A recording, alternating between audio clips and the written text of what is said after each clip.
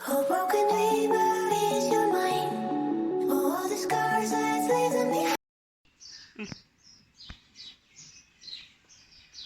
मैले अब यो पाइनापल फ्लावर रोप्नको लागि सुरुमा कोकोपिट भिजाउँछु।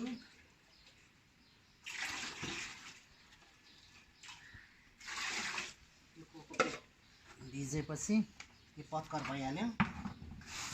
पत्कर यसमा हामी कम्पोस्ट मल हालिन्छ।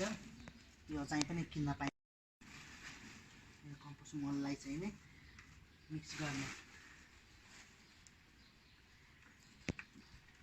यो मल भइहाल्यो। यो पत्कर भइहाल्यो।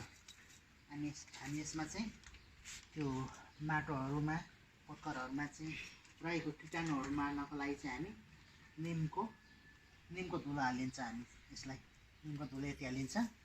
निमको धुलोले चाहिँ त्यसको कीटाणुहरू जति पनि पत्करमा मलमा भएको कीटाणुहरू चाहिँ यसले नष्ट गर्छ। मैले यो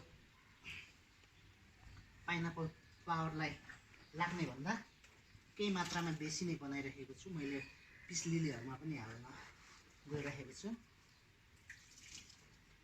पिस लिलीलाई यो राम्रो हुन्छ। दाइले चाहिँ आज हामीलाई अब बोटबिरुवा रोप्नको लागि कस्तो माटोको मिश्रण कस्तो हुनुपर्छ भनेर चाहिँ के चाहिँ हाल्नुपर्छ भनेर चाहिँ दाइले हामीलाई आज सिकाउँदै हुनुहुन्छ। र दाइले एउटा पुरा डेमो गरेर नि देखाउँदै हुनुहुन्छ हामीहरूलाई।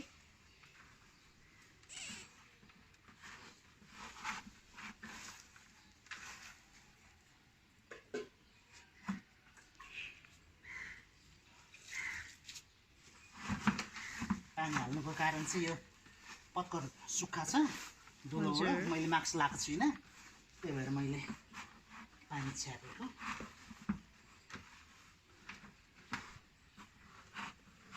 यसरी मजाले घोल्ने।